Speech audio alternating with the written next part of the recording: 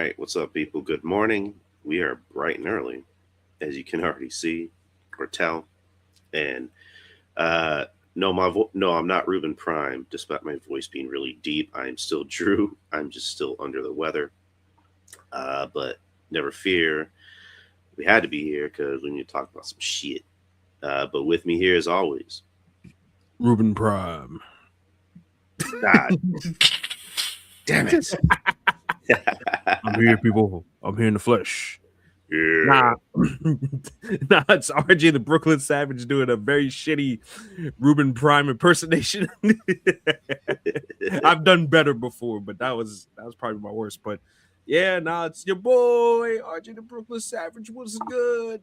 Shit, What you talking about, B? the only person that can do Ruben Prime is Ruben Prime. So You damn right. You anything damn else, right. anything else is just a silly silly And look, interpretation. Barry White's dead, so I mean, God rest his soul. But the Ruben Prime is the man when it comes to the voice. Got that right.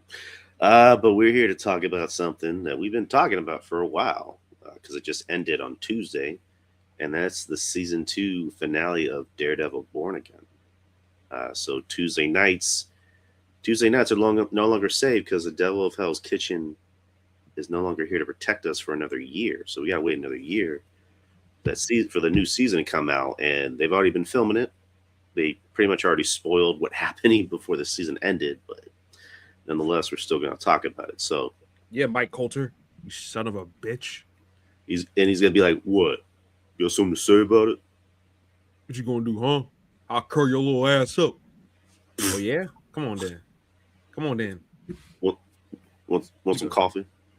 What you gonna do? I'll chop down trees for a living. What you want to do? I'm Paul Bunyan, bitch. Wait, who chops down trees for a living? I chop down trees for a living. You actually chop down trees, or is that a joke? No, that's a term for beating tall people up. Okay, that'd be a fun fight to watch. Season 3 of Luke Cage, R.J. the Brooklyn Savage. Harlem is mine, motherfucker. Sweet Christmas.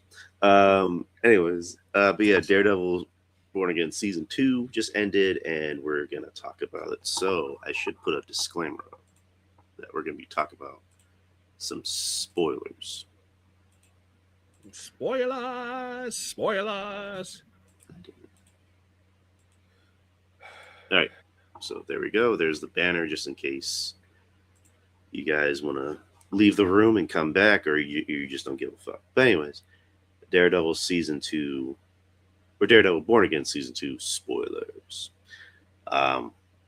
So I thought the finale was really good. I thought it delivered.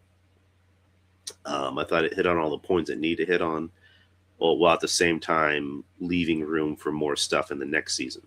Because we already know what we're getting in the next season, as far as like who a villain is, where it leaves Matt, where it leaves the other heroes. The one thing about this whole season, also, I would say like the new series, the Born Again series, is that I would have liked more. I wanted more like courtroom stuff, and this final episode gave me that, because I'm a huge junkie for like courtroom legal drama shit. And I really loved it. I loved Matt just being snarky and just shit talking Wilson Fisk, and Fisk just being like, okay, whatever. Like when he yelled in the middle of the court, he's like, "I will tell the truth." And just the back and forth between Charlie and Vincent D'Onofrio, I thought was great. I think they're both great. It's weird with Charlie. It almost seemed like he's perfect as Daredevil. Yeah. He's become one of those actors in an elite group where you can't picture anyone else playing the role but him. Mm-mm. It's like not at this point. No. Right. It's like Downey as Iron Man. It's like, Hugh Jackman as Wolverine. Even Tom Holland as Spider-Man. Like, he fits that role like a glove, and you can always tell when someone is having fun playing the role, that they genuinely love playing the role. and that's him. He gets it, and I want to see him continue to play this role for as long as possible, and also see him interact with, Spider-Man. Obviously, I'd love to see that tandem. And Vincent D'Onofrio plays Wilson Fisk like a glove too. Like he plays him as this like Shakespearean tragic character, this broken man that grew up in a chaotic life, in a chaotic home, and then he grew up to be this this monster. But for him, it's like that's all I know how to do, because I have to be. I have to rule with an iron fist. No pun intended. I have to do what I have to do to take control of the city. Yeah, like you get why. It's like it's kind of like Homelander in a way, where they're both tragic characters, but Homelander is more of a psychopath. Yeah. And Kingpin, you can tell there's a good person there, but it's like in wrestling, what makes a good heel is that you get them. When they talk, they make sense, but at the same time you're like, but I still need to see you put down. The way you go about your business is bad. Yeah. You know what I mean? Like Killmonger. It's like I get you Killmonger, but you still need to get put down. Yeah. So, and just everything leading up to the big reveal, where I did like that one scene where Kingpin knows Daredevil's powers. Like he knows he can hear him in like far distances, and he's like, if you keep this shit up, I'm going to tell everyone something about you that you don't want no one else to know. And that's when Daredevil goes, yeah, I wouldn't want it any other way. And so they bring up the whole thing about the ship in the first episode, and then Matt goes, there was another witness on that ship. And then he's talking, you see Karen with that look on her face like, what the fuck are you doing? Mm-hmm. And then Wilson's like, are you sure you want to do this, Mr. Murdock? And Matt's just like, pretty much like, yeah, I want to do this. And then that's when he turns around and goes, I am Daredevil. Which, May 2nd was the 18-year anniversary of Iron Man. And, that ever famous scene with Downey at the end going, I am Iron Man. This was kind of similar to that.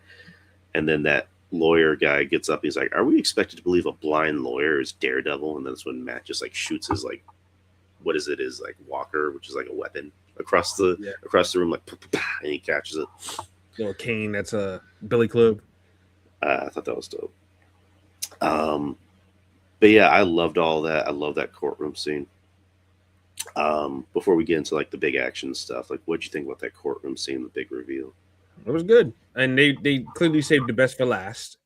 So as far as like the lack of court scenes, I was okay with that. If it got us to a good big plot piece, which now we have one with this court review, I was fine with it, man. So definitely good stuff. Like you said, Cox and D'Onofrio, they do a great job, great chemistry, great rapport. There's not really much to really disagree or to add on to that. And I just thought that everybody did a pretty good job at holding up their end of the bargains as well. So yeah, hats off to them, and great acting here by both guys for sure in particular. Yeah, exactly.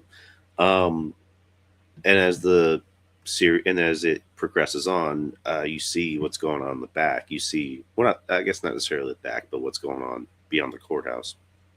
You see what looks to be Bullseye, at a sniper rifle, but then you see the task force agents surround him. I'm like, are they coming to arrest him, or what are they doing? I'm like, oh, this is a setup. They're using a fake Bullseye. And then that's when the real Bullseye comes in and just murks everyone. And he kills the fake Bullseye, and then you hear him go, poser. Right, with the knife right through the target. That was great. I don't know. I love Wilson Bethel. I think he's great. We're gonna get to him in a minute, but definitely fantastic stuff by him this whole entire season. So yeah, just the scene in the diner where he just like murks all those agents, and he looks at that dude with the dog, and he's just like, I'm one of the good guys. Mm-hmm. just his delivery on shit I like. And also just let me kind of go back another episode, last week's episode, where Daredevil's talking to Bullseye, and he's just like telling him, "I hate you for what you did to Foggy and what you did to Father. What's his name? But a part of me does want to forgive you. So you have one chance to have one good deed, like just one good deed." And Bullseye is just like, "All right, what do you need me to do?" And then he ends up saving the governor of New York from being assassinated. Yeah. And I mean, my idea of a one good deed would be to fucking kill Officer Powell, but that's gonna happen in another season. But that's just me. It's But gonna let me happen in just jail. we'll see. Hopefully. But yeah, but he comes back in this season and he takes out all those like fake. He takes out the fake Bullseye and the TVA. Oh, not TVA. Jesus Christ, Task Force agents. ATF. ATF.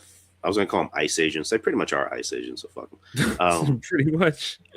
And then Daredevil and Kingpin are walking out of the courthouse and they're talking shit. And then Matt goes to Wilson Fisk, "You need to give up, old man." And then you see Officer Powell go, Matt, Daredevil's out, take the shot, and then you just hear Bullseye. "Sorry, guy, wrong Bullseye." And then Buck gets in, and then Buck ends up taking the shot. And I guess he's okay. We'll see. But they just take everyone to the back, and they just set up for the big finale. So you see Kingpin in the courthouse delivering a secret message to everybody in New York with his people. And then obviously you see Daredevil, Jessica Jones, Karen, McDuffie, and the governor of New York, just to set up a plan. Matt gets his suit back. The citizens in New York, they rise up. They put on their Daredevil mask and they surround the courthouse. That pretty cool scene where you have Cherry and Ayala. Ayala's a niece who's who's obviously gonna be the new White Tiger. We gotta get that girl. We gotta get that girl a better costume. Holy shit! Well, I mean, that's just that'll happen eventually.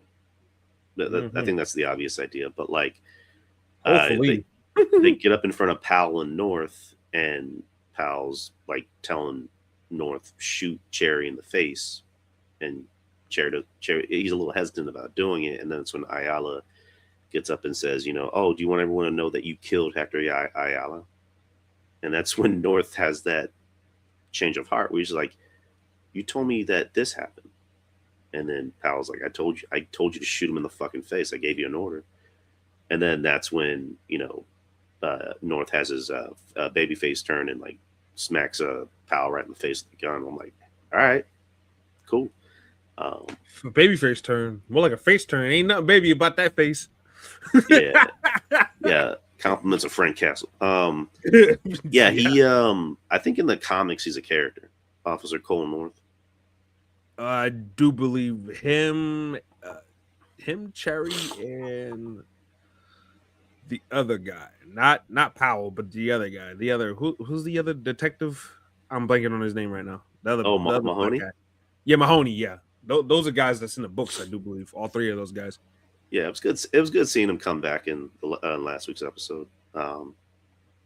He's a pretty good character.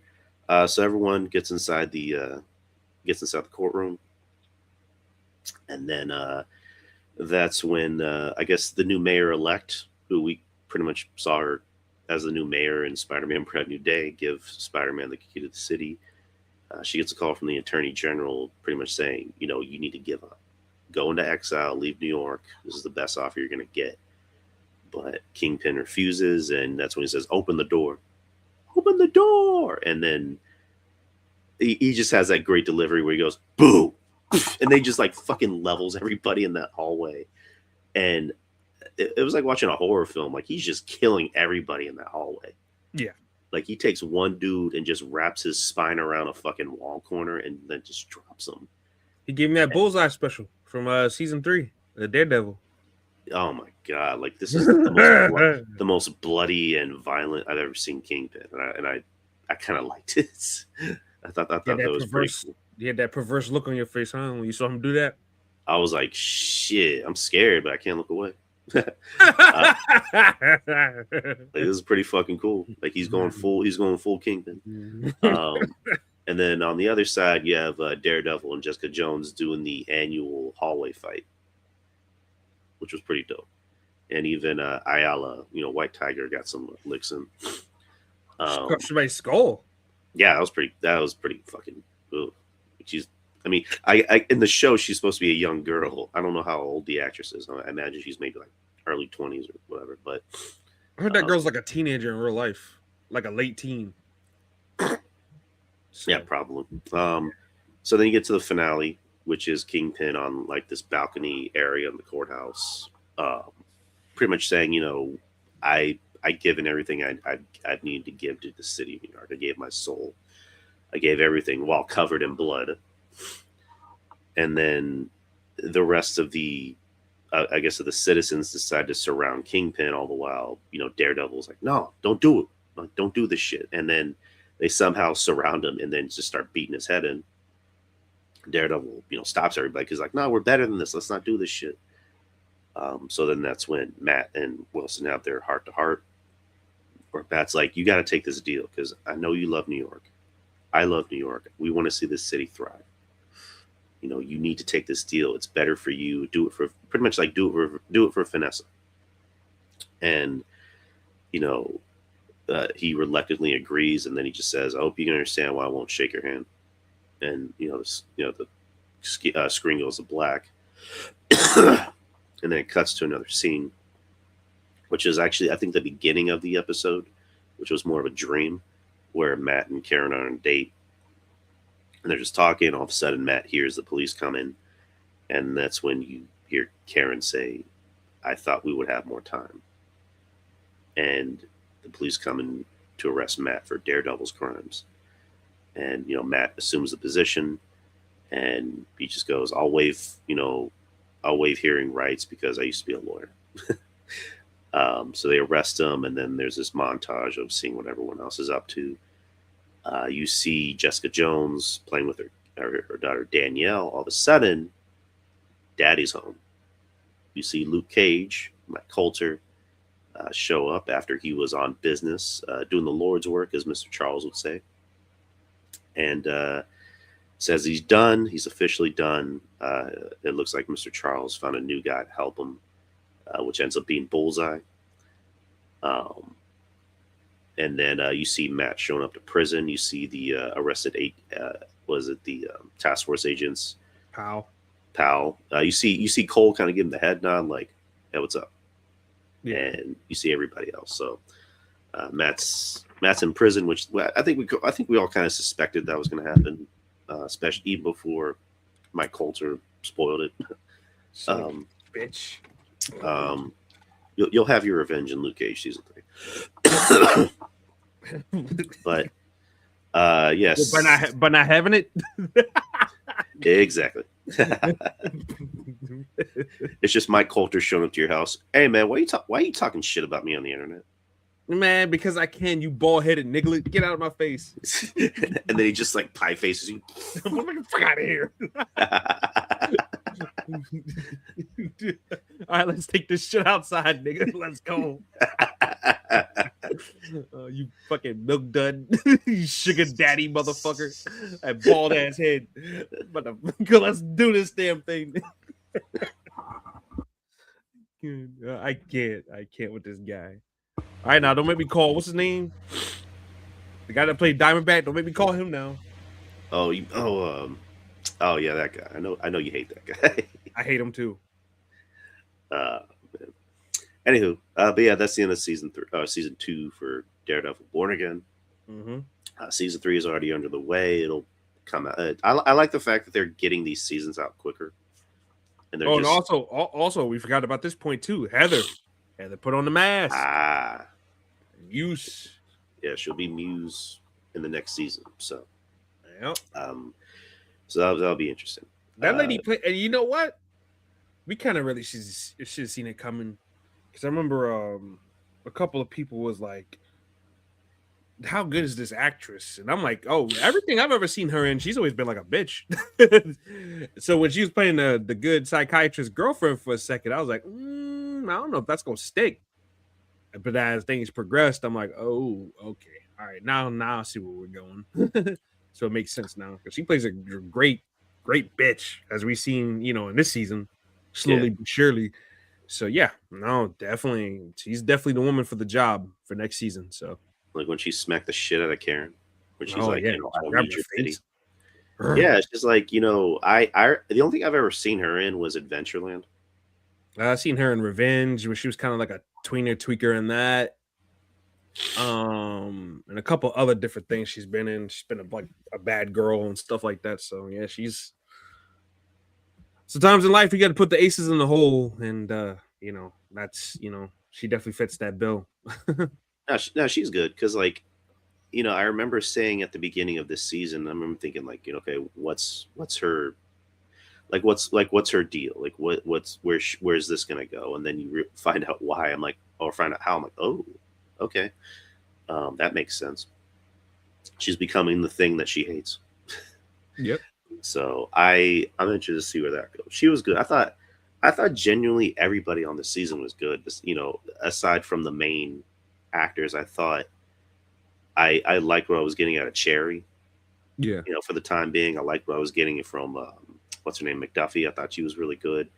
I really liked what I was getting from Daniel from uh, Gandolfini's kid. Gandolfini. Yeah.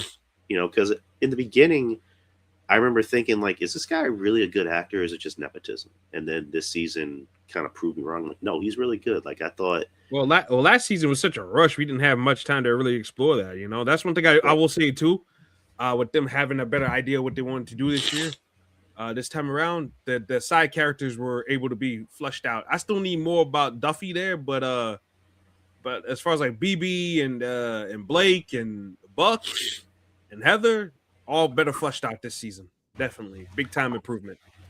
Yeah, like Daniel, his arc with BB, where he's unsure what to do. Like he wants to prove his loyalty to Fisk, but at the same time he genuinely cares about BB.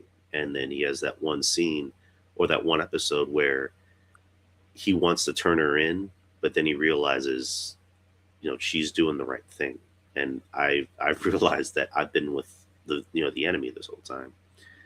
And so he tells her to go away, and then he goes up to Buck, who's like, where's BB? He's like, she's gone. And then that's when he just says, fuck you, Buck. And he just beats the shit out of Daniel. And originally, they actually shot a scene where Buck let Daniel live, but they just decided to go with the latter and just, kill him. Which I like the fact that Buck was hesitant about doing it. And even like in this episode, he was telling, Fisk about, Daniel, and he just had that look on his face like, I didn't want to do it. I really didn't want to do it because I like Daniel. So I saw him as my son. I wanted him to be the next one in charge. Yep. Son of a bitch. But yeah, I like the fact that everybody had a chance to showcase something and not just the main stars. Everybody had their own, side quest, so to speak. Mm-hmm. There's that wonderful episode with Fisk, with Fisk and Vanessa, where it was showing their past and their present, and eventually, Vanessa ended up dying on the hospital table. Spoilers. Even though there's a spoilers, banner, just letting you know. But that was probably the most human you got to see Wilson Fisk. You get to see him more vulnerable, and we got our boy Foggy back for the episode, even though it was a flashback episode. But we got to see everybody act and show why they're as important to everyone's lives as we want them to be, or as we think they are.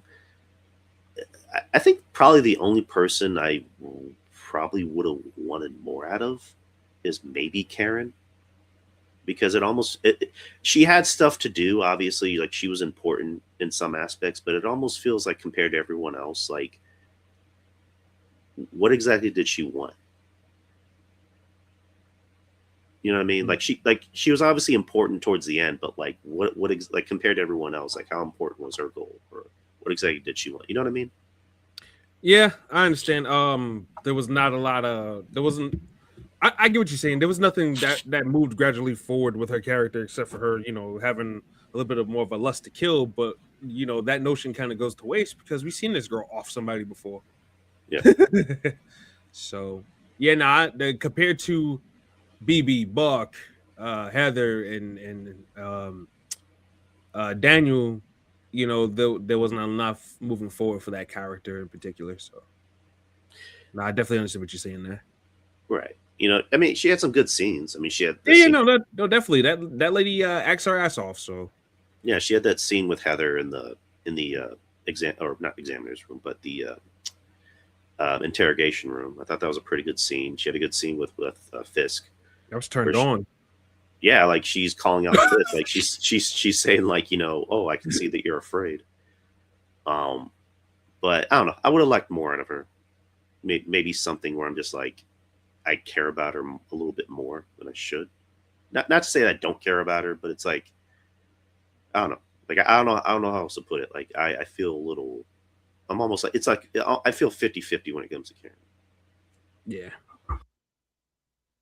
understandable. But let's talk about our boy. Let's talk about our boy Bethel, Bullseye. Oh yeah, no, he was definitely the show stealer for the season. Marvel will be idiots to kill him off anytime soon, and B to not include him on more stuff. So we have to definitely make sure they got to make sure they retain this guy and do more with his character. I said this a couple weeks ago when we did the show. You got to move with what's popular. You got to move with the motion. Stop with these characters that nobody gives a shit about. Stop putting them in movies and stop putting guys in movies that people actually want to see. And the response to this guy and what he's been doing all year long has been nothing but positive. Um, so yeah, we got to do more with this guy in this role. So yeah, he smashed it out of the park from the time we seen him from his last scene in this season. So he's doing a really good job of what he's been given and taking that and just smashing it, man. He's smashing it.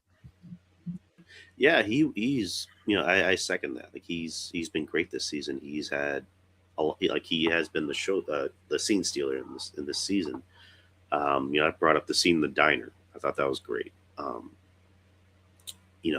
The scenes with him and Matt I thought were good. Where Matt, his Christian guilt won't allow, or not Christian, Catholic guilt. I'm sorry, his Catholic guilt won't allow him to just let him suffer. Like he's trying to save him, and the whole time Wilson's just like, "Why don't you just let me die?"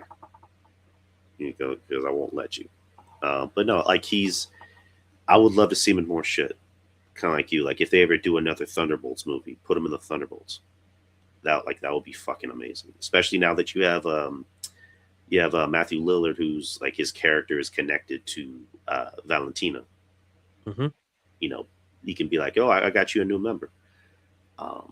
So I would love to see him in more shit. I would love to see him. I mean, the dream matchup is do something with him and the Punisher, or him and Hawkeye as well. I've been hearing a lot of that too. Yeah, because like the whole thing is that they both never miss. Mm-hmm. Like that's like a dream matchup. Like if you want to do like Hawkeye season 2, like that can be an idea. Is like Wilson, or well, his name is Wilson, but like Bullseye, he can be the not necessarily the antagonist, but just like somebody that is in Hawkeye's way, who eventually leads to the actual villain, whoever that is. But Marvel They should just go ahead and do they should do Trick Shot too. Trick Shot. Yeah. Is that Hawkeye's brother. Oh yeah, I believe that's the idea. That's what I heard, is that they want to bring in Hawkeye's brother, and that they might cast like a big A-list actor. Barney Barton. Do that. Yeah. I mean, if Marvel wants to actually pay fucking Jeremy Renner to come back, but that was the talk, is that Marvel wanted to stifle his pay, and he's like, no thanks. So come on, Marvel, get on top of the shit. But um, yeah, he's great. Obviously, I want to see Wilson and more things. I know I know Vincent talked about that there's a rights issue with the character being in movies, and it's like Marvel and Sony, can you guys just work on shit? Like get him in movies, get him in a Spider-Man movie. Um, I think that's a bunch of. I don't know. I think that's crap. I I think he's mean, going. I think he's going based off of something that was like 20 years ago with Spectacular Spider-Man. I think he's going off that and trying to use that. yeah, I mean, I can imagine they want to work on it because I was thinking like he could show up in Brand New Day, but I guess by the way the story's going, I don't think he will. I think he could maybe appear in the next movie. I mean, that's always a possibility. But he's way too good, and that character is way too good to not appear in movies. Like Matt Murdock's already appeared in movies. More than likely, he'll appear in Brand New Day. I can almost guarantee that the prison scene is the hand. I think the hand going after Matt Murdock, and You're then trying to break him out or something. yeah, and then like Spider Man and Matt Murdock, not Daredevil, but Matt Murdock team up to fight the hand. And then Matt Murdock goes back to his cell because he's like, I know the law. I broke the law. I belong here. Like, I don't want you to break me out. And then season 3 of Daredevil is them trying to get him out. A certain man of iron dresses up as Daredevil. He wears the suit and then you know does whatever he needs to do. Oh, you talking about Mr. Beggar? Please bring me back. Please bring me back. Please, please. Yeah, I'm glad he's back. I'm glad he's Please. back. He can have his Andrew Garfield moment. So we'll see how that works out. He was down on his knees begging. I mean, wouldn't you want to come back? I mean, look, he's lucky he's coming back at all. He better, whatever they pay him, if it's the minimum, he better be lucky he getting that. I don't know. I'm glad to be honest, I'm glad he's back. I said this with Joe Punches yesterday, where I'm just like, I was an Iron Fist apologist. Yeah, we know why though. You didn't care about Iron Fist. You like Colleen Wing, her fine ass. I mean, yeah, but that was the saving grace of that show was Colleen Wing. Other than that, I ain't watching no bland ass Finn Jones. Get out of here. Stop playing. I mean, the first season I will say was generic. Iron Fist. It's just it was just very generic. It wasn't terrible, but it was just generic. I had to take a lot of drugs to watch that, and I don't like taking drugs. I don't know. I was stone cold sober watching it, so even the missus was like, "This isn't very good." I'm like, I don't know. I still gotta watch it. It's my duty to watch it. And then Finn Jones came out on one episode of Luke Cage with different writers, and they fixed everything that was wrong with it. And then season 2 of Iron Fist was like exponentially better. So I'm happy for Finn Jones. I'm happy he's back. With the character, he can kind of get his second chance to kind of, like I mentioned earlier, get his Andrew Garfield moment. So he'll be back. I know there was a comic where Daredevil's in jail, and Iron Fist. Yeah, I think either to break him out or do something, but nah, pretty much to throw people off the scent that Matt Murdock's Daredevil, something along that realm. So yeah, it looks like they're gonna be doing that. And look, him masquerading around as Daredevil, fine, whatever. Yeah. So much hate. Luke Cage, yeah, definitely. What'd you think about our girl Jessica Jones? Kristen Ritter is one thin, she's one nice thin mint, bro. My God. but I thought her stuff was good in the show. I thought she did good. I would like to have seen more, but look, I mean, had we really got more, it would have been like, okay, this is Daredevil Born Again, along with Daredevil and Jessica Jones Born Again. So we had to, skew that back as much as we can. So I don't blame them for that. But I like what they did with that. Luke Cage obviously have the kid. So I guess that's gonna be explored more next season. I'm looking forward to that. Just don't give the rest of them their own shows, please. If we're gonna do the Defenders, let's do the Defenders. That's it. I don't know. Like if there's if the public wants it, you know they're gonna do it, right? Look, look. Luke Cage season 2 disappointment after a while. What Iron the fuck? Fist, you know the season 2 was better, but still, I need a lot of cocaine to watch that show, and I don't even do cocaine. Shit. Um, you don't necessarily have to do shows. You can maybe do specials. Man, I would prefer them to do the Defenders. Okay, yeah. The I mean, Defenders. defenders and then also specials because we talked about on the last show where Marvel needs to do more specials. Like Yes, and the just do like a Punisher 1 hour special. Like you can do because we got the Punisher one coming up next week. next Like week. do a Yes. do a Luke Cage special, do a Jessica Jones special. Uh, you know, if you want, do an Iron Fist special, and then eventually do a fucking Defender special. Yeah, I agree. I think you can get a show out of the Defenders though, because I think people want to see those 4 team up. Maybe add some more members or something. I don't know. I mean, you can mix and match. The world is Disney and Marvel's oyster as far as that's concerned. But I don't want to see any more of the individual shows anymore. Right. If No, I mean, I had to pick between the 3, which one to bring back, it probably would be Luke Cage because I think his season 2, the way that ended, it was like, oh, okay, that one was like, all right, that was open ended because the character took a drastic change. So it was like, okay, all right, let's see what this guy's been up to. Jessica Jones, I don't know. Well, season 2 and 3 just kind of like, ugh. Iron Fist, yeah. I just, what's what I was saying? Like, just do a special for Jessica Jones because yeah, just do it special. ended with her bringing back Alias, and also not necessarily do an Iron Fist like show or special. Do a fucking Power Man and Iron Fist team up special. I think that can work. Heroes for Hire, do that. Heroes for Hire. There you go. Let's just like do that. That'd be dope. I think you can get mileage out of that. And for personal reasons, give me a Colleen Wing special.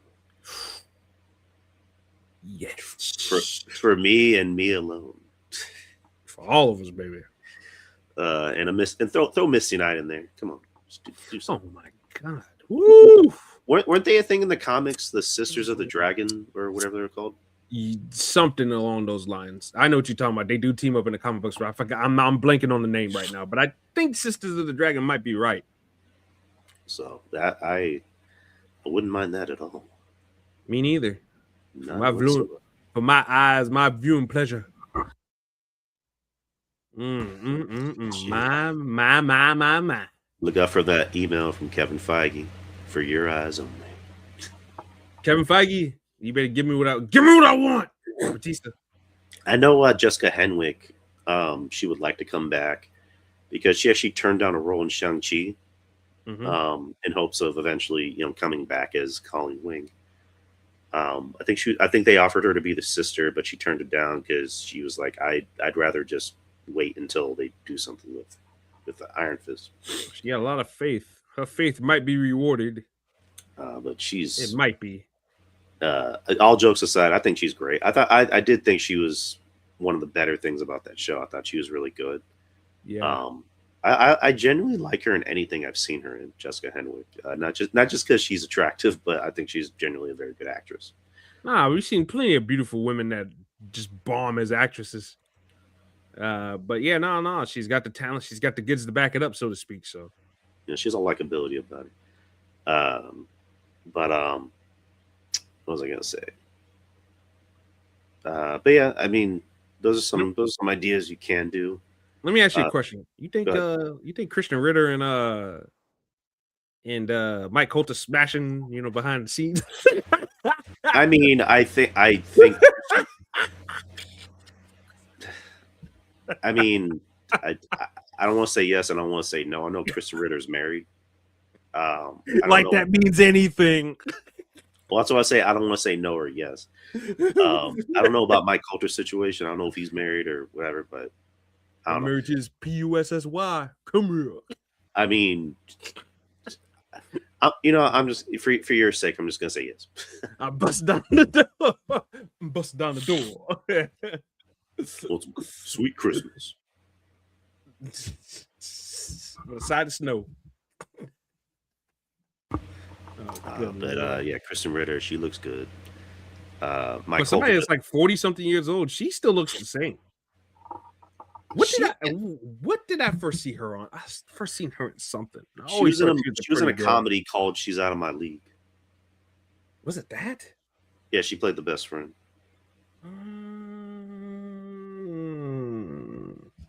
I'm trying to think. I remember something with her being like the star of it. And she's 44. She ages gracefully. That's for damn sure. She was on a show on ABC called the Bee in Apartment something. It was a TV show on ABC. I think she was the star of it. Veronica Mars. That's what I first seen her on. That's what it is. Veronica Mars. I remember that. That brief show on I do believe it was on ABC. Was it ABC or CW? It was one of those shows, one of those channels. I remember her being on that. She was Breaking Bad. I forgot she was in Breaking Bad. I've seen a couple episodes of that show. I mean, the scene she had was, if you ever do watch it, like she has a pretty fucking crazy scene. I'm just gonna say that. Like I'll just say this: it was a scene that where even like, what the fuck's his name? The guy, the main dude from Breaking Bad. Why am I blanking on his name? Bryan Cranston. There you go. Or even Bryan Cranston got so emotional during the scene that he had to like step out and like, get himself back together emotionally because he got so invested emotionally in that scene. Yeah. So I'm like, God damn. But yeah, I think that was the second thing I saw her in because the first thing I saw her in was She's Out of My League. But Mike Coulter, he came out in Men in Black. In the third one the third and final one that Will Smith did.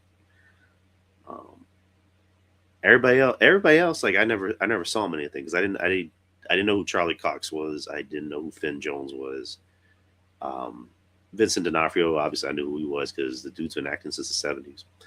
Yeah, Law and Order, Criminal Intent, all those years. Yeah, Full Metal Jacket. As a screaming man, he was always going nuts on that show too. Men in Black. I think it's the first time I saw him in anything was Men in Black. Who, Vinny D? Yeah. He was in Men in Black? Yeah, he played the villain. He played the farmer that got possessed by the was it the roach alien? I don't remember Men in Black all that well, to be honest with you. Okay, well that's the first thing I saw him in. Agent K and Agent M or whatever the fuck their names are. Yeah, Agent K and Agent J. He's trying to give Will Smith a Hollywood hit every year, for every summer. Yeah, and that ended the way it did. But I think that's pretty much it. Unless there's anything you want to bring up. Nah, the Punisher's one shot. Yeah, the special Punisher. Next week.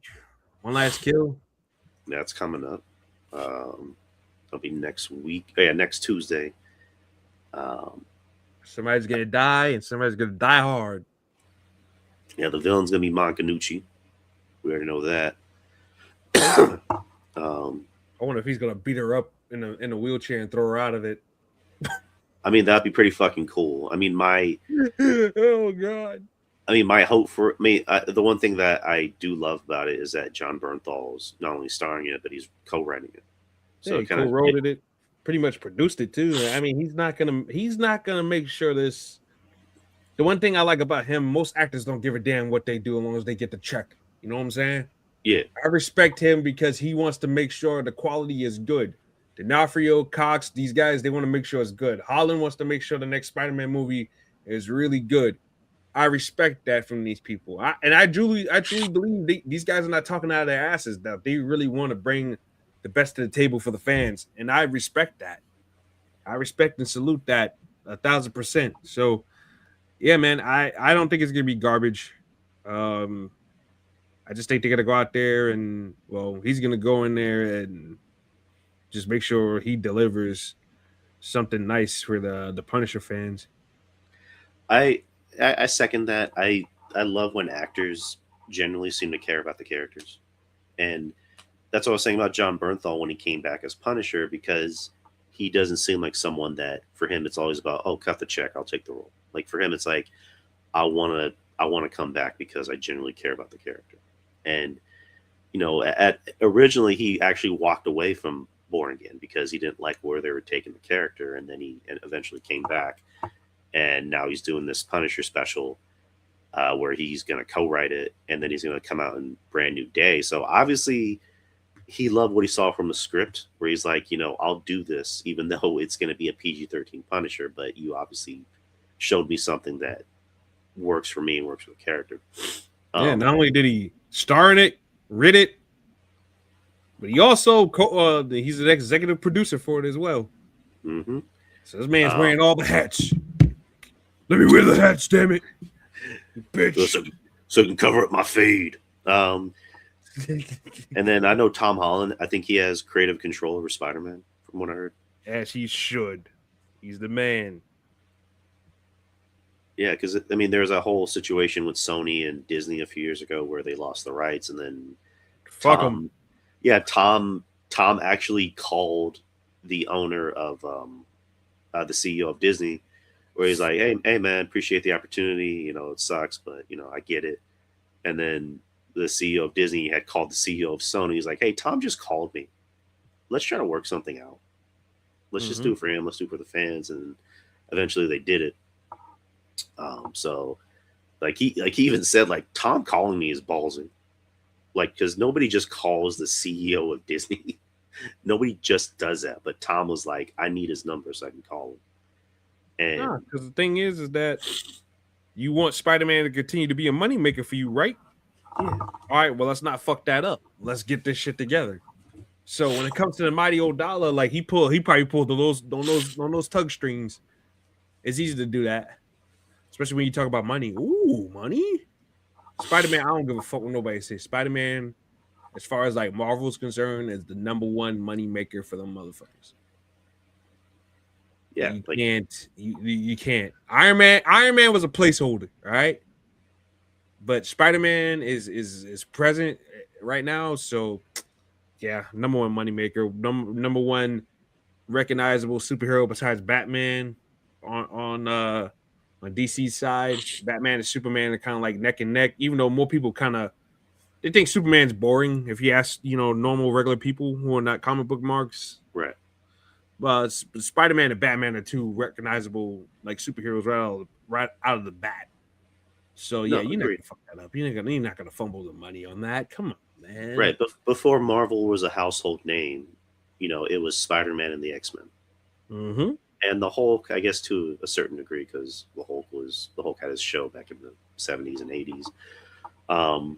But then Marvel became Marvel, and Captain America and Iron Man, Thor became household names. But Spider-Man's still their draw. He's their top draw. If we're talking in wrestling terms, he's their top draw. Yeah, he's the top money getter. You put out anything Spider-Man, people go flock to it. Captain America, not so much. It's a mixed bag. Hulk, mixed bag.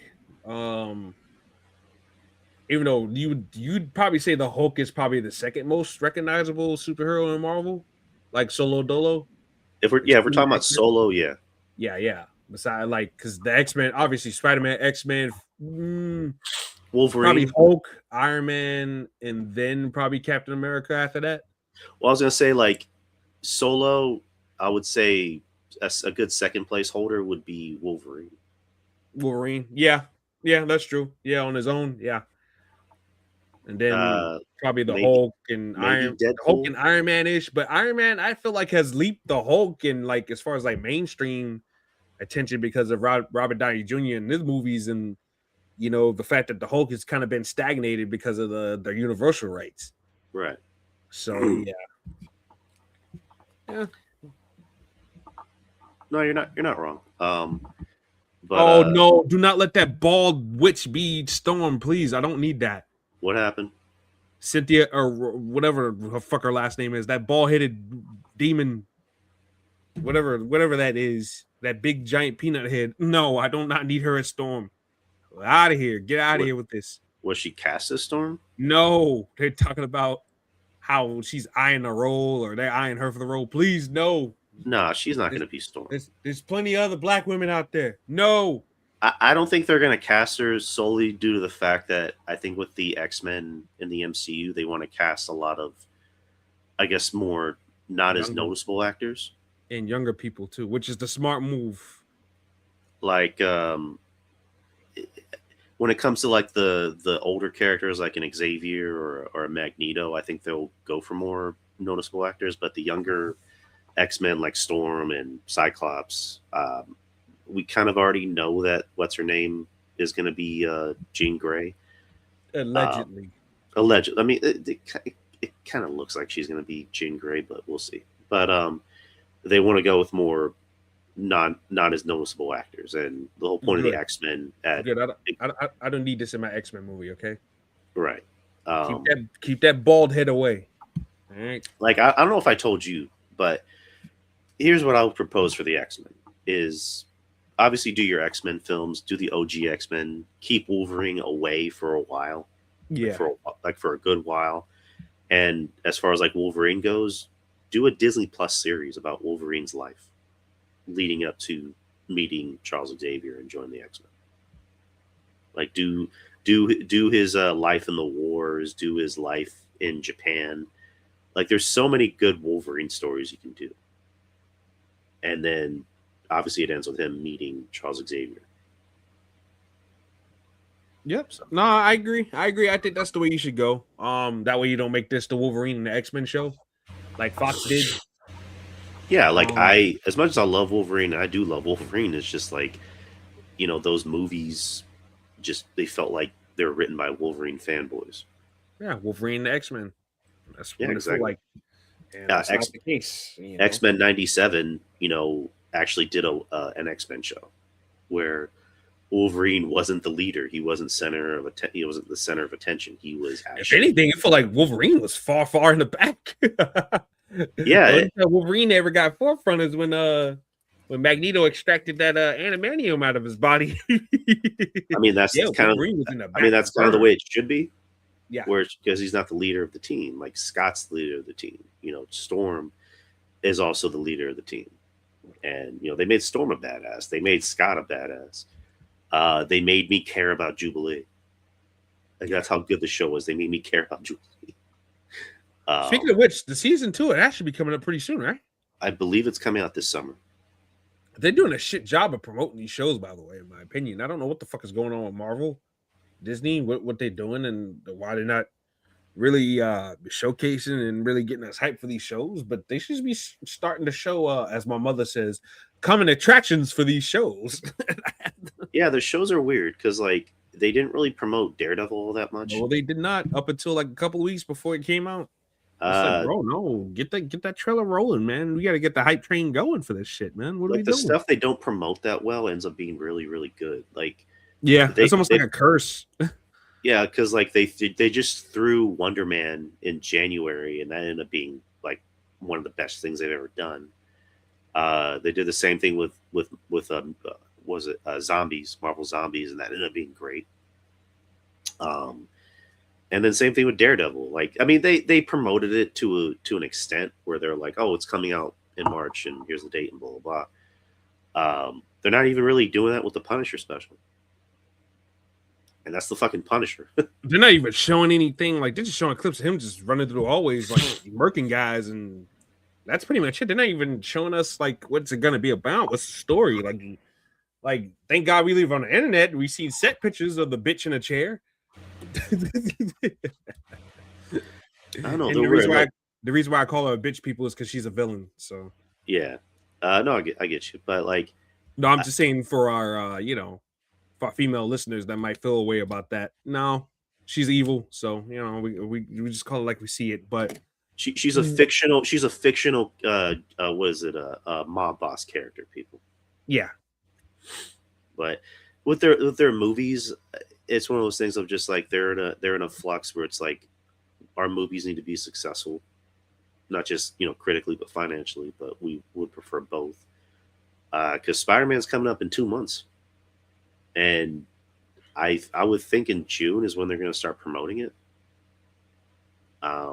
Doomsday, they did that promotion with the mini trailers, which I thought was good, but that's coming out in 7 months.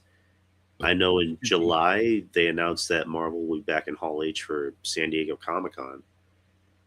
So I'm just like, I imagine we're going to get a trailer then for Doomsday. Mm-hmm. So I think those two movies are like automatic, like $1 billion. Like Spider-Man's like money waiting for you. Doomsday is money waiting for you. Secret Wars is money waiting for you. But I do wish they did a better job at promoting their shows, because a lot of the shows have actually been very good. Even the ones that weren't necessarily for me, like Agatha All Along wasn't for me. I know what the audience was for Agatha All Along, but unfortunately, I wasn't the audience. Even though I didn't think the show was bad, it just I couldn't connect with it the way other people could. I know that's more for people and women in particular, like doing fan fiction. women, women and gays. That was the audience. Well, there you go. But again, I know the guy who played Wiccan. He was just like, hey, gay people like Marvel too. I'm just like, well, yeah, you're not wrong. And then I know there's people that liked Ironheart. I wasn't one of them, but there's people that liked Ironheart. So yeah, I was kind of apologetic towards it. I didn't think it was horrible as people was making it out to be, like this utter disaster. And I'm like, nah. I mean, is the character kind of stupid? Yeah, she's young, so you give her some grace there. But other than that, yeah, I'll defend that one. I'll defend that one more than anything. Right. But it was just missing some more action. I think we needed more action. Right. Yeah, like there's an audience for everybody. Yeah. There's not just for the minority audience. There's an audience for Black fans of Marvel, for Hispanic fans of Marvel, for women, for gays, the LGBTQ community. So I like the fact that there's an audience for everything. The gay community. A gay community. Like, like I said, Agatha wasn't for me, but they obviously had an audience. So yeah. I'm happy about that. I'm happy to hear that. But I believe that's about it. Was there anything else you want to bring up? Nah, man, that's pretty much it on this end. All right. So that was our spiel about Daredevil Born Again Season 2, along with a little bit more side talk about other things going on in the MCU. Leave your comments down below. Let us know what you think. New episode of The Experience is up. Me, Justin, and Ruben, we did a short show last night because the Spurs are playing. So we just do like a quick hour. I don't even think it was an hour. I think it was like maybe 50-something minutes. My God. Well, because we started early, because I wanted to start early and leave early. I'm talking about that shellacking y'all put on the Timberwolves last night. Holy shit! Yeah, I was happy. Y'all trying to compete with us to see who give the teams the worst shellacking? Probably, because like I was telling Ruben, because Ruben's kind of like he's more like, I guess, like a casual basketball fan, because like obviously he's from New York. And he's like, oh yeah, the Knicks are doing good and blah blah blah. I'm like, hey, you never know, it could be the Spurs and the Knicks. Yeah. 99 finals rematch. Yeah, I need that. I need that. But no, I was happy because like game one, the first game against the Wolves, like that was a bad game. Like the shooting was terrible. Wemby had 12 blocks, but he was still ineffective. Yeah, I mean, every game is a chance for an adjustment. Right, like Fox this team is very, very young. Even De'Aaron Fox, as long as he's been in the league, he never been in the playoffs like that with Sacramento. So he's still learning how to be efficient at this level as well too. So I think you gotta. If I'm a Spurs fan, which clearly I'm not, I wouldn't berate them and bash them for having not playing elite level, because all these guys are young guys, man, that are just now really tasting this, and the coach is new. Ain't Popovich no more. So who's y'all coach again? Mitch Johnson. Who the fuck is Mitch Johnson? Well, I mean, he was Popovich's protege. Popovich's protege. I mean, Popovich has got like 20 proteges. Well, I Everybody mean, mama's a Popovich protege. I know people would have liked if Becky Hammond became the head coach, but I don't think that would have happened. Oh no, she's too small. She Well, can't coach. She can't coach. You can't win with a short coach. I mean, I was gonna say like there's still that ideology of like a woman head coach in the NBA. Like I wouldn't have minded it because I love Becky Hammond, but like Becky Hammond I too small. You're never gonna win with her. you never know. But You know, and, you know what I'm getting at, right? What she said about Jalen Brunson. Too small. You can never win. You never win with him as your best player. no, Jalen Brunson's good. And But we, but we no, we like we lit up Philly last night, so there you go, I Becky. did see that, but I I didn't hit panic mode after game one because like you, I'm still thinking this team's young. This team's Yeah, way too young. Like we got to make the only adjustments. guy that I mean, Harrison Barnes has a ring. Yeah, I mean, Yeah, he does have a ring. Darren Fox, he's not even 30 yet, and he's only been to the playoffs once. yeah. And he hasn't even gotten Sacramento this far. So I didn't hit panic mode just yet because I looked at it as like learning this experience. You this got to yeah, learn. this is a learning experience. They know what they need to do. Wemby knows what he needs to do. Fox knows what he needs to do. Yeah. I thought Castle did fine, but Castle's getting in too much foul trouble. Which Well, he's gonna be, because I'm pretty sure he's the guy that's gonna be primarily on Anthony Edwards, right? oh yeah, and I thought they did a really good job on him last night. Oh yeah. They figured they You kind know, of figured him out. They learned to double team him more. he's gonna try to break out of that though. Yeah. Fact. Oh yeah, bet y'all want to do that? All right, Shorty. I'm gonna take you out to the rack. Dylan Harper, I think, is playing phenomenal. Yeah. No, the Spurs got a good team, man. This is probably the best Spurs team since that. To me, that old 203 team y'all had. We had Robinson and Duncan and Parker, Ginobili, and all these other fucking guys coming out of nowhere. All these French guys and European guys Popovich used to bring in every year. Nobody ever seen ever again. Marco Bellinelli, this guy. Like, what the fuck? Another thing I thought they did well in game two was they made sure they didn't overplay Wemby because Wemby played 40 minutes in game one, and I can tell because he was getting tired. Yeah, you can't be doing that to him. Yeah, I like Cornette coming in and filling in and doing what he could do, and he did a good job. He's a turncoat. Oh, he used to be with us. Hey, well, y'all let him go.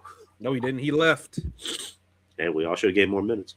He's like, oh, we suck. The Knicks suck. I gotta get out of here. I mean, well, they did. I mean, my team sucked for the longest time, and now we'll see. But y'all ain't suffered like we suffered. At least I got rings within the last like 20 years. Shit, y'all haven't won a ring since like what, 72? We ain't won a ring since the year before my mama was born. All right. I'm starting to get a little suspicious about the timing. Maybe we need to have some type of like some we need to have some prayer over my mama or something. I find that very suspicious. We haven't won a fucking championship since 73. Oh God. 50-something years, bro. 50-something years, man. I don't know. I mean, I think the East is for the Knicks to take, obviously, since Boston got bumped out of the first round. Boston, and I told my boss this, one of my bosses, he's a Boston Celtics fan. But even he had even he agreed. The Boston Celtics only had one speed. If the three is hitting, the three is hitting. If it ain't hitting, we ain't got no plan. That's how Philly beat them.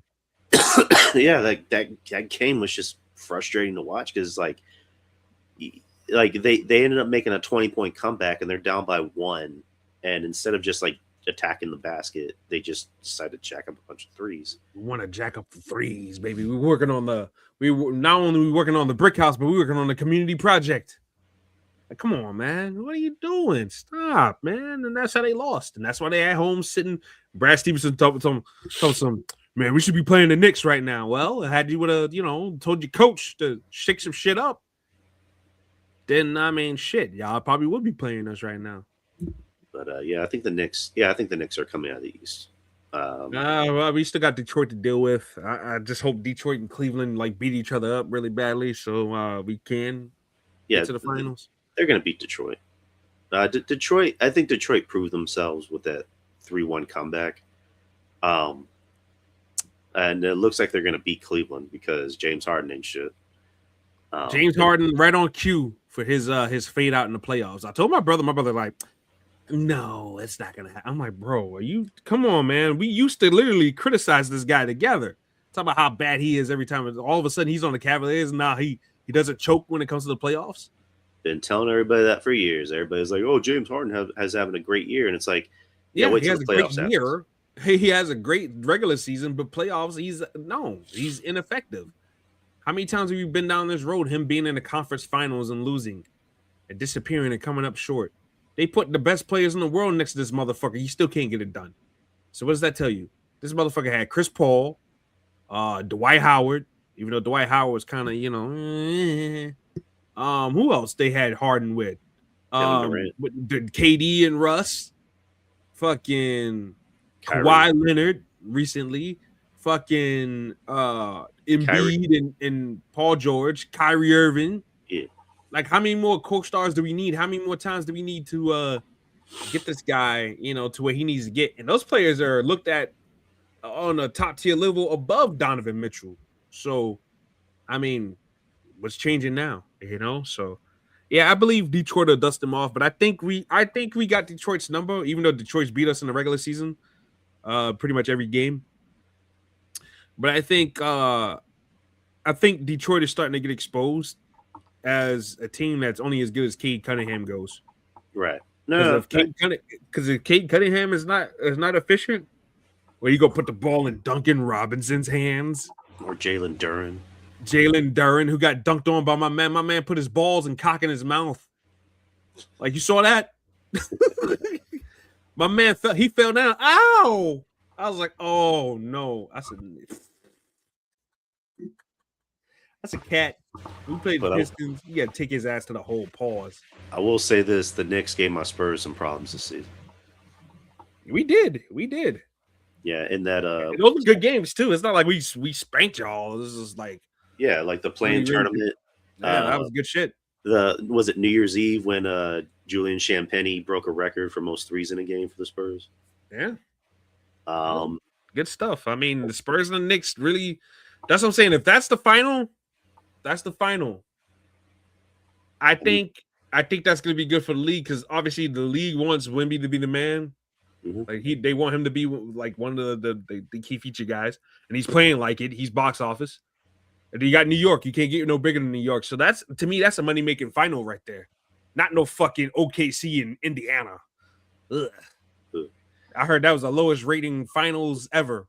I mean, look at the teams involved: Oklahoma City Thunder and the Indiana Pacers. Give me a break. Ain't nobody want to see that shit. I mean, just the visual of Wemby at Madison Square Garden is enough. Yeah, it is. He's an attraction, and anybody that comes through in New York and is doing big biz is already like a big deal to in our eyes. So like, I mean, it just writes itself. I think that's a good final right there. I don't want to see Oklahoma City in the final. Yeah, it'd be a boring final. Even though Shai Gilgeous-Alexander, he's a good player, but it's just like, yeah. You mean the free throw merchant? He is a free throw merchant. He's what everybody thinks Jalen Brunson is. No, Jalen Brunson actually gets his shots. Yeah, my man, they like, oh, he's a free throw merchant. I'm like, so he goes to the line more to Harden, Gilgeous-Alexander, and fucking Joel Embiid, who's the Mac Daddy of flopping his big ass. Oh, I saw Andre Drummond faking trying to flop yesterday. That shit was hilarious. He looked awful. I'm like, what the hell is this? Andre Drummond? Are you kidding me? Flat-footed Andre Drummond is the man. Cat, take him to the hole, bro, please. The Spurs match up better with OKC, and I think they can beat them in a 7-game. The Spurs should beat the Oklahoma City Thunder, and guess what? Even if y'all don't beat the Oklahoma, let's just say hypothetically, right? They beat the Oklahoma City, or Oklahoma City beat them, right? Oklahoma City next year ain't gonna be the same, bro. Because why? All them niggas gonna want to get paid. Mm-hmm. So Oklahoma City's gonna have the decision to make. Who do we pay? Somebody's gonna be hurt. And somebody's gonna leave. Also, they're missing Jalen Williams. What the fuck was he wearing the other night, by the way? What the hell was that? Wait, what was he wearing? He was wearing some bell-bottom denim jeans with bell bottoms and some red looking. It looked red. It damn near looked pink. It looked like a weird blend between red and pink. It looked like a blouse. I'm like, what the fuck is this guy wearing? What is this? Okay, now That's 2026 fashion. Kill me now. That's all I gotta say about that. That I'm like, what the fuck is that? Come on, man. Yeah, man. But I hope we get that matchup in the final. Spurs and the Knicks. I think that'd be good. I think that'd be box office for the league. I think it'd be really good for you and I personally. You know, we're gonna be feuding for a whole month. I know, right? Fuck you, Drew. Fuck you. Fuck you, Savage. I hate San Antonio and your fat ass bitches. God damn. I hate New York pizza and Nathan hot dogs is not really even the greatest hot dog ever. Shit, New York didn't have that good of a pizza. Oh shit, man. And then Ruben's just gonna be in the background. Yeah. Something. Yeah, the bakery is open. What? The bakery is always open. Like Ruben, that doesn't apply to this conversation. Yeah, but it's still open in San Antonio and in New York. Wait, why do you have frosting on your beard, Ruben? Don't ask why. I like sprinkles. Okay, so they just announced Dark Side of the Ring season 7. Mm-hmm. Or not season 7, just the new season Dark Side of the Ring. Right. I guess we can kind of close it out with that. So it's going to be a 3-part special as the opener. It's going to be TNA and Jeff Jarrett. About how he got booted out, I'm assuming. I guess. How he lost his power and everything like that. And then tried to buy it back in 2015 and that flopped and failed. So yeah, I guess there's a story to tell there, but we've heard it before though. What else am I going to learn that's new in that situation? I guess we'll find out. Paul Orndorff. Ah, wonderful. He is Mr. Wonderful. I love Paul Orndorff. When he beat the shit out of Vader while wearing flip-flops. That's bad. He's a bad motherfucker, man. And I love when he got older, that Monopoly man mustache he had. That was great. Excellent. I remember Eddie Guerrero talked about how like Paul Orndorff would just randomly call him Ed Grove. And like Eddie would be like, Paul, my name's Eddie. He's like, sure thing, Ed Grove. And then Eddie just realized, if Paul Orndorff wants to call you Ed Grove, your name's Ed Grove. Yeah. So I ain't don't be too proud to get your ass whooped. Big Boss Man. Yeah, I can see that. Yeah. He died in what, 2006? I think it was earlier than that. Was it? Might have been 03, 04. 03, 04. Well, let me check. Now I need to check. Yeah, I know it was. I think I was still in elementary school when he passed. 04. 04? Okay. Yeah, I know it was in that range there. Yeah, he had a heart attack, I believe. Missy Hyatt. She's gonna talk about her sexual conquest in the locker room. I slept with this one, and I slept with that one. His balls was bigger than the other. Like, yeah. Oh man, that's gonna be very interesting. I don't know. I think you might know this one. Necro Butcher versus Samoa Joe. Necro Butcher versus Samoa Joe. I mean, I know Necro Butcher's, he's known for a lot of death matches and shit like that. Yeah, they had a nice little rivalry back in the day. I never really dived deep into their matches. Necro Butcher was, like I said, more of a death match wrestler more than anything. Samoa Joe, my viewing pleasure from Samoa Joe, obviously Ring of Honor, and then TNA, and further later on into like present day. But yeah, I will admit I haven't really tagged along with their rivalry in particular, because Necro Butcher's not a great wrestler.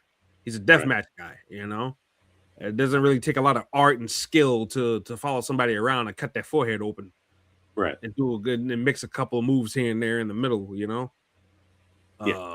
So yeah, I wasn't really too much of a big Necro Butcher guy. Zach Gowen. That's gonna be interesting. Yeah, he had his moment in the sun.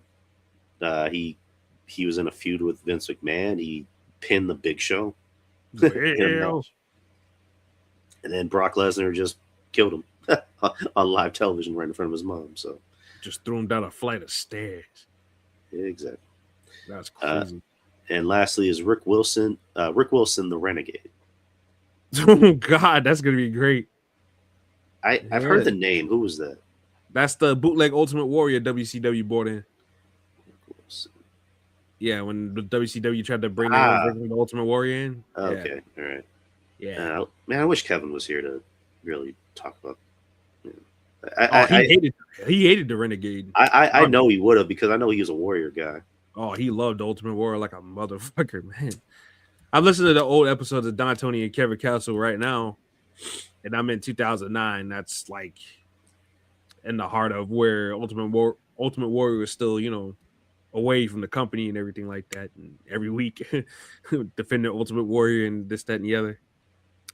And pointing out how bad Hulk Hogan and Ric Flair's personal lives and this, that, and the other were as compared to Ultimate Warrior, where you don't really hear a peep about his family and everything like that. Of course, he had like young daughters, and his wife is kind of like very low key and everything like that. So, yeah. Really, really cool.